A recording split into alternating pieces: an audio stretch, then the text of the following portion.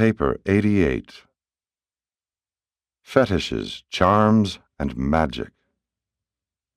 The concept of a spirit's entering into an inanimate object, an animal, or a human being is a very ancient and honorable belief, having prevailed since the beginning of the evolution of religion. This doctrine of spirit possession is nothing more nor less than fetishism. The savage does not necessarily worship the fetish. He very logically worships and reverences the spirit resident therein. At first, the spirit of a fetish was believed to be the ghost of a dead man. Later on, the higher spirits were supposed to reside in fetishes. And so the fetish cult eventually incorporated all of the primitive ideas of ghosts, souls, spirits, and demon possession. 1. Belief in fetishes. Primitive man always wanted to make anything extraordinary into a fetish. Chance, therefore, gave origin to many. A man is sick, something happens, and he gets well. The same thing is true of the reputation of many medicines and the chance methods of treating disease. Objects connected with dreams were likely to be converted into fetishes. Volcanoes, but not mountains, became fetishes. Comets, but not stars. Early man regarded shooting stars and meteors as indicating the arrival on Earth of special visiting spirits. The first fetishes were peculiarly marked pebbles, and sacred stones have ever since been sought by man. A string of beads was once a collection of sacred stones, a battery of charms. Many tribes had fetish stones, but few have survived, as have the Kaaba and the stone of scone. Fire and water were also among the early fetishes, and fire worship, together with belief in holy water, still survives. Tree fetishes were a later development, but among some tribes, the persistence of nature worship led to belief in charms indwelt by some sort of nature spirit. When plants and fruits became fetishes, they were taboo as food. The apple was among the first to fall into this category. It was never eaten by the Levantine peoples. If an animal ate human flesh, it became a fetish. In this way, the dog came to be the sacred animal of the Parsees. If the fetish is an animal and the ghost is permanently resident therein, then fetishism may impinge on reincarnation. In many ways, the savages envied the animals. They did not feel superior to them and were often named after their favorite beasts. When animals became fetishes, there ensued the taboos on eating the flesh of the fetish animal. Apes and monkeys, because of resemblance to man, early became fetish animals. Later, snakes, birds, and swine were also similarly regarded. At one time, the cow was a fetish, the milk being taboo, while the excreta were highly esteemed. The serpent was revered in Palestine, especially by the Phoenicians, who, along with the Jews, considered it to be the mouthpiece of evil spirits. Even many moderns believe in the charm powers of reptiles. From Arabia on through India to the snake dance of the Moqui tribe of red men, the serpent has been revered. Certain days of the week were fetishes. For ages, Friday has been regarded as an unlucky day, and the number 13 is an evil numeral. The lucky numbers 3 and 7 came from later revelations. 4 was the lucky number of primitive man, and was derived from the early recognition of the 4 points of the compass. It was held unlucky to count cattle or other possessions. The ancients always opposed the taking of a census, numbering the people. Primitive man did not make an undue fetish out of sex. The reproductive function received only a limited amount of attention. The savage was natural-minded, not obscene or prurient. Saliva was a potent fetish. Devils could be driven out by spitting on a person. For an elder or superior to spit on one was the highest compliment. Parts of the human body were looked upon as potential fetishes, particularly the hair and nails. The long-growing fingernails of the chiefs were highly prized. and the trimmings thereof were a powerful fetish. Belief in skull fetishes accounts for much of later-day headhunting. The umbilical cord was a highly prized fetish. Even today it is so regarded in Africa. Mankind's first toy was a preserved umbilical cord. Set with pearls, as was often done, it was man's first necklace. Hunchbacked and crippled children were regarded as fetishes. Lunatics were believed to be moonstruck. Primitive man could not distinguish between genius and insanity. Idiots were either beaten to death or revered as fetish personalities. Hysteria increasingly confirmed the popular belief in witchcraft. Epileptics often were priests and medicine men. Drunkenness was looked upon as a form of spirit possession.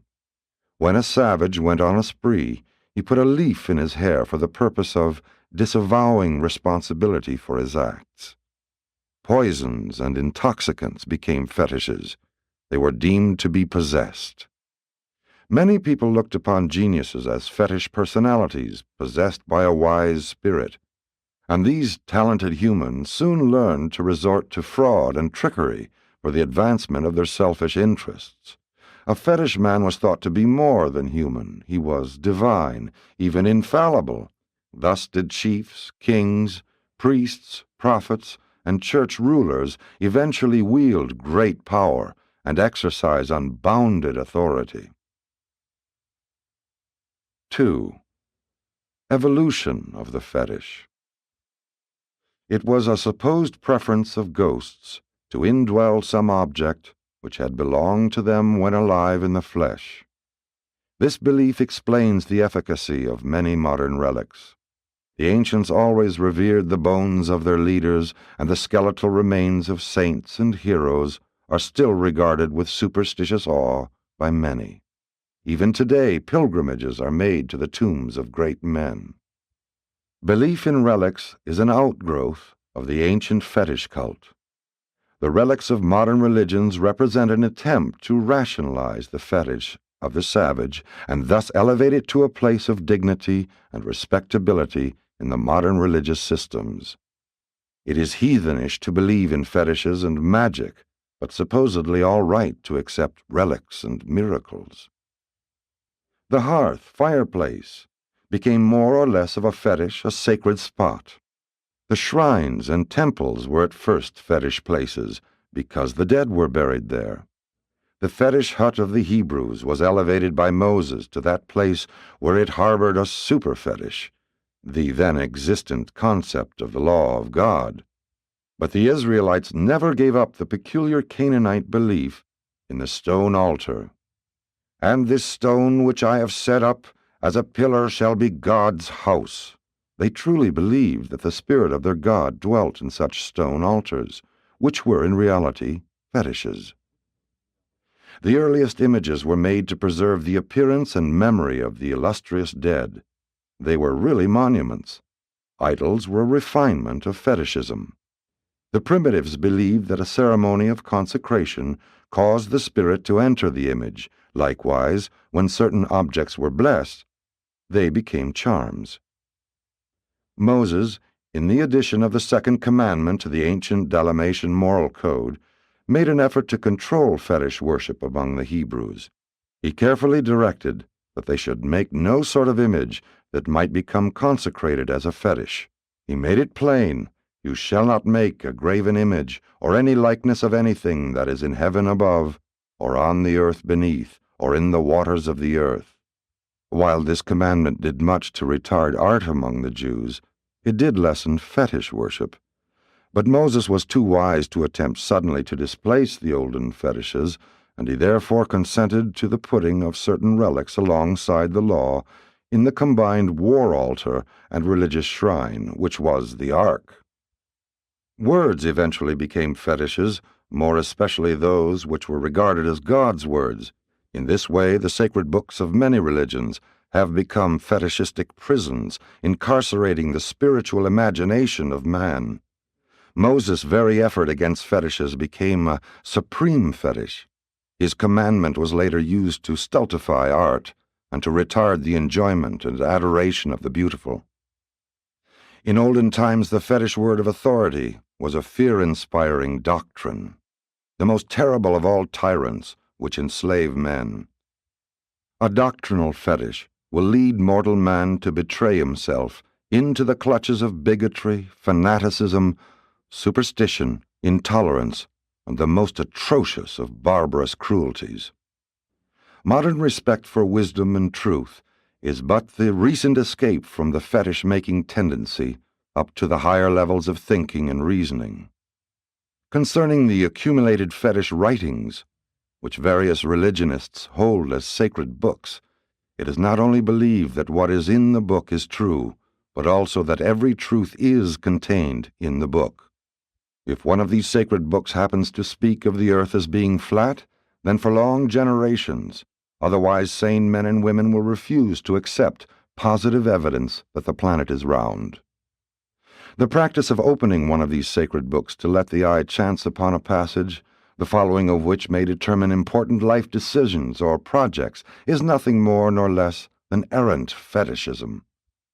To take an oath on a holy book or to swear by some object of supreme veneration is a form of refined fetishism. But it does represent real evolutionary progress to advance from the fetish fear of a savage chief's fingernail trimmings to the adoration of a superb collection of letters, laws, legends, allegories, myths, poems, and chronicles, which, after all, reflect the winnowed moral wisdom of many centuries, at least up to the time and event of their being assembled as a sacred book. To become fetishes, words had to be considered inspired, and the invocation of supposed divinely inspired writings led directly to the establishment of the authority of the Church, while the evolution of civil forms led to the fruition of the authority of the state. 3.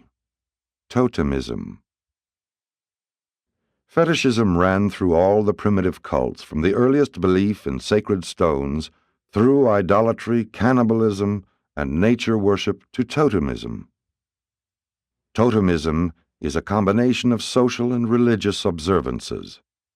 Originally, it was thought that respect for the totem animal of supposed biologic origin ensured the food supply.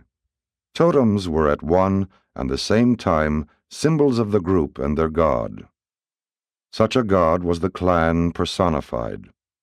Totemism was one phase of the attempted socialization of otherwise personal religion. The totem eventually evolved into the flag or national symbol of the various modern peoples. A fetish bag, a medicine bag, was a pouch containing a reputable assortment of ghost-impregnated articles, and the medicine man of old never allowed his bag, the symbol of his power, to touch the ground. Civilized peoples in the 20th century see to it that their flags, emblems of national consciousness, likewise never touch the ground. The insignia of priestly and kingly office were eventually regarded as fetishes, and the fetish of the state supreme has passed through many stages of development, from clans to tribes, from suzerainty to sovereignty, from totems to flags. Fetish kings have ruled by divine right, and many other forms of government have obtained. Men have also made a fetish of democracy, the exaltation and adoration of the common man's ideas, when collectively called public opinion.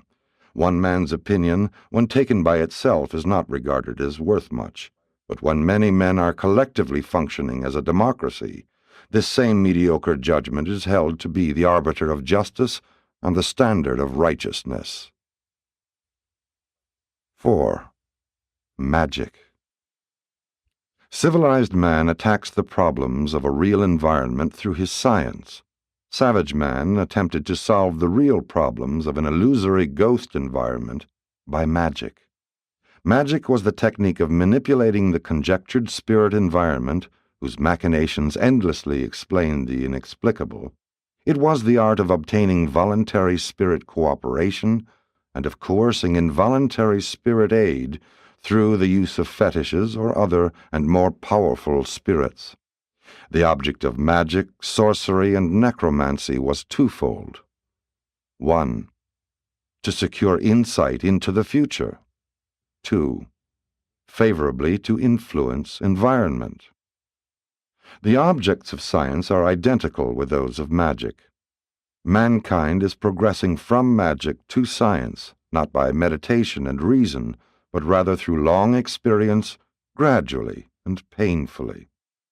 Man is gradually backing into the truth, beginning in error, progressing in error, and finally attaining the threshold of truth.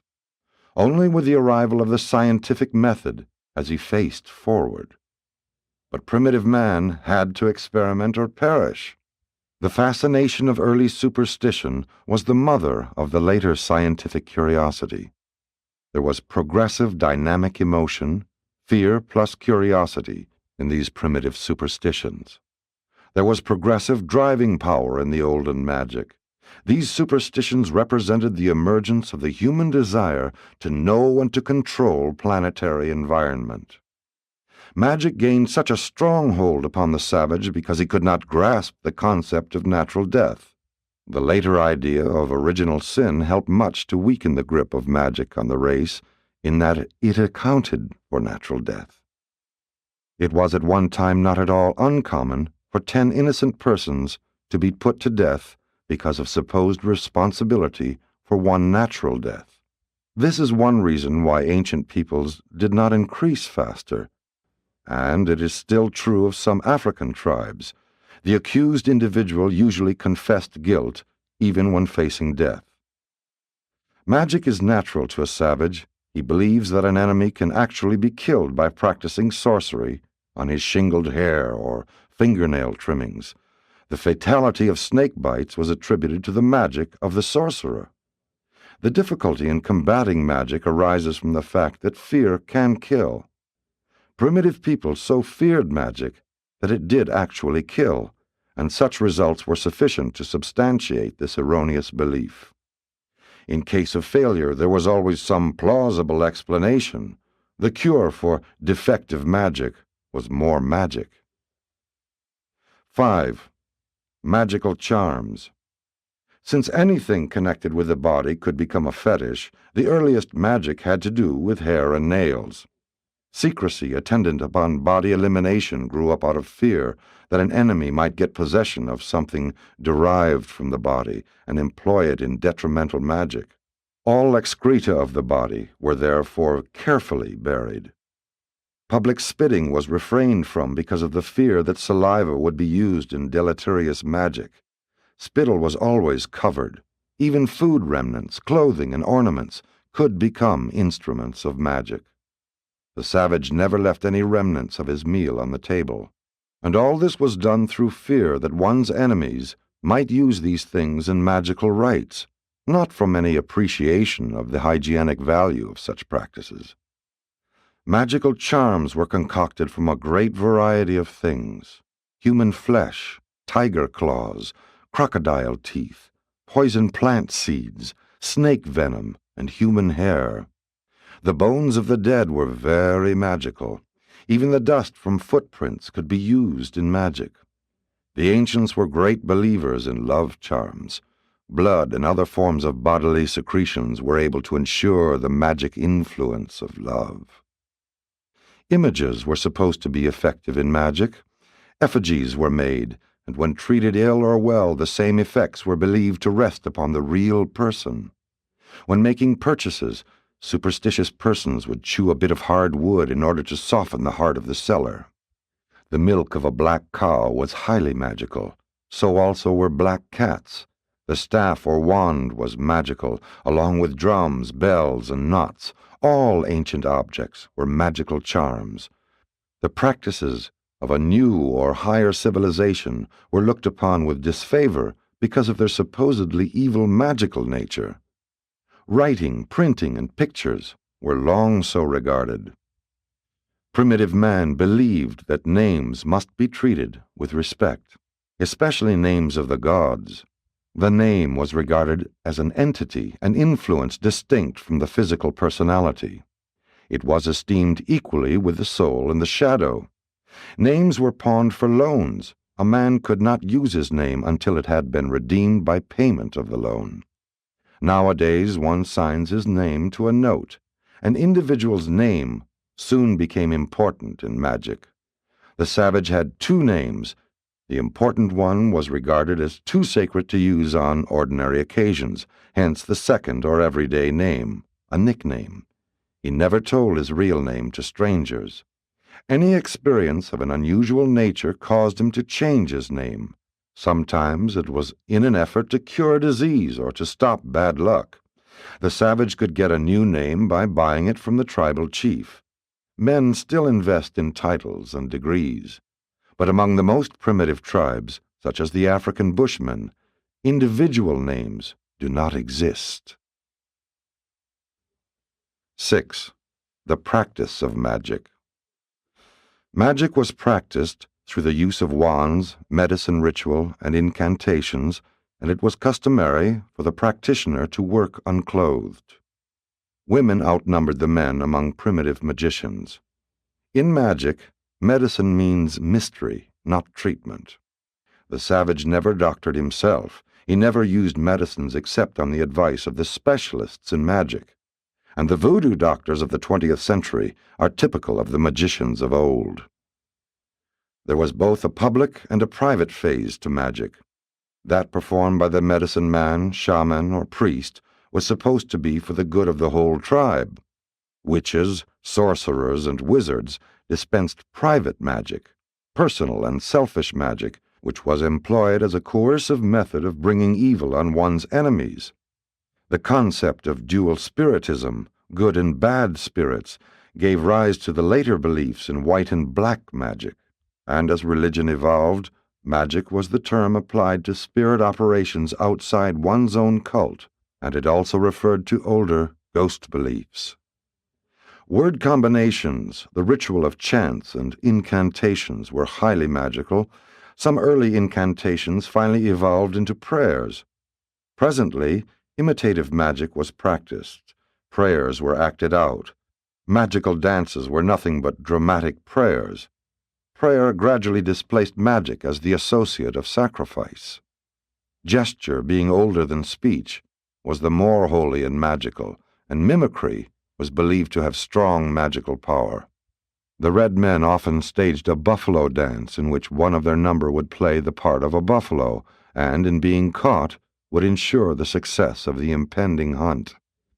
The sex festivities of May Day were simply imitative magic, a suggestive appeal to the sex passions of the plant world.